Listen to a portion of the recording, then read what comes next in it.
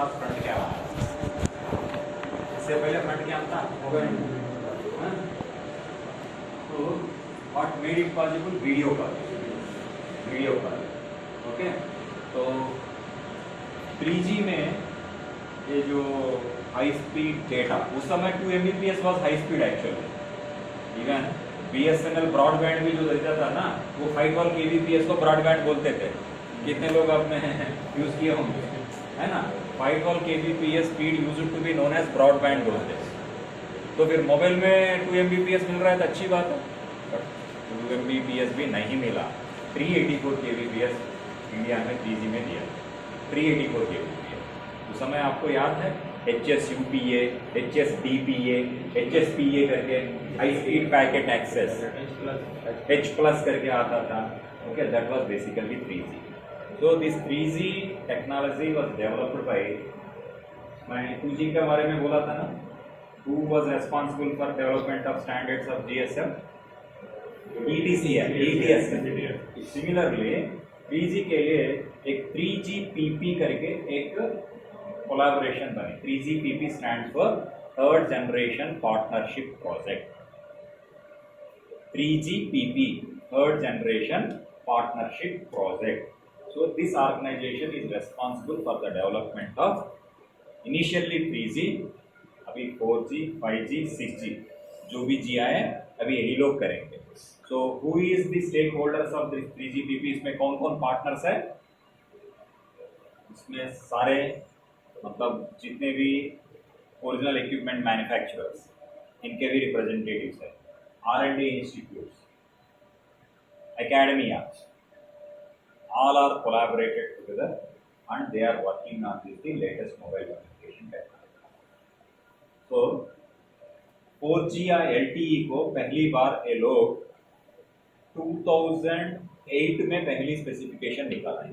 इससे पहले मतलब ये 3GPP वालों ने एक प्रोजेक्ट पे, एक छोटा सा प्रोजेक्ट पे काम किया, इसका एक स्पेसिफिकेशन रिलीज करते market, right? So according to that specification आपके सारे इक्विपमेंट मैन्युफैक्चरर्स मैन्युफैक्चर करते हैं और हैंडसेट मैन्युफैक्चरर्स भी फॉर दैट से उसी स्टैंडर्ड के हिसाब से, मतलब इसको बोलते हैं 3GPP का release. Particular set of specification is known as release. So release 8, 3GPP का जो रिलीज 8 है ये 2008 में आया था। This particular release has first talked about LTE और 4G। What was the data rate possible with LTE? मतलब उस समय first specification of LTE as high as 100 Mbps was first। 2G में कितना? 50-60 kbps। 3G में कितना? very few Mbps और hardly Mbps बोल सकता हूँ। मतलब शुरू में HSUPA, HSDPA शुरू में था, फिर बाद में 3G थोड़ा एवॉल्व हुआ है, H+, EVDO ऐसा अंदर रखते हैं, अंदर चरपति को बोलिएगा। Okay, so almost 1 Mbps 2 Mbps बाद में आया था। फिर 1 Mbps 2 Mbps से जैसा 60 kbps से 2 Mbps आया तो बहुत बड़ी बात है। फिर सीधा 2 Mbps से 100 Mbps तक जाए। 100 Mbps एक्चुअली इंडिविजुअल यूजर को नहीं मिलता है। 100 Mbps is the maximum capacity. Okay, so फिर भी काफी इम्प्रूवमेंट है। तो हाँ, what I was discussing is why they might have named that as long-term evolution।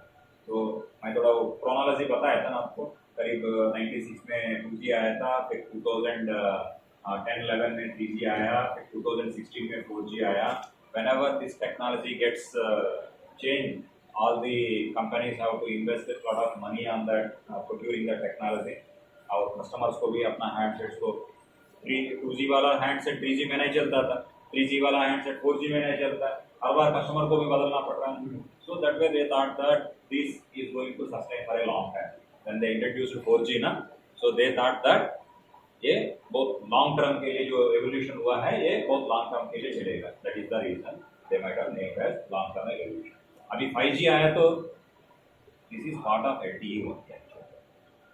4G 5G 6G whatever it is, इसका कॉन्सेप्ट बेस प्लेटफॉर्म एक ही, थोड़ा बहुत वेरिएशन है रेडियो में वगैरह। ओके, अदरवाइज ये तो थोड़ा जैसे मोबाइल वगैरह में मतलब कुछ मोबाइल में वो एम्बेड नहीं है जो 5G वाला है। जी, इसमें भी 5G में NSA, SA ऐसे बहुत कुछ है। Stand alone and non stand alone. Standard alone माने टोटल 5G नया technology greenfield project. Non stand alone माने अरे भाई मैं ऑलरेडी करोड़ों रुपए 4G पे खर्च किया हूँ, फिर तुम 5G लाए तो मैं क्या करूँ? अपग्रेड करो। आपके पास भी, आपके लिए भी मेरे पास सोल्यूशन है। तुम ऐसा करो, 4G का कोर नेटवर्क यूज करो, सिर्फ रेडियो बदलो 5G का। आप नॉन स्टैंड अलोन करके उस सिस्टम से आप 5G सर्विसेज डिलीवर कर सकते हैं। आज के दिन में इंडिया में only Jio is having true 5G और स्टैंड अलोन 5G। बाकी एयरटेल या थोड़ा अगर देता है तो that is NSA, non stand alone. मतलब इनका कोर जो है वो अभी भी 4G का ही कोर है, मगर रेडियो जो है वो 5G का। इससे डेफिनेटली आपको थोड़ा डेटा रेट बढ़ेगा, मगर 5G का बाकी बहुत फीचर्स है, तो अभी इतना समय नहीं है हम लोग इसको डिस्कस करने के लिए, वो सभी नहीं है। ठीक है, एनीवे हाँ, तो इसमें अभी मैं कोर बोल रहा हूँ, रेडियो बोल रहा हूँ, कुछ लोगों को समझ में नहीं आया होगा। अभी पहले की हायरार्की हम लोग 2G में देखा ना, क्या हायरार्की है?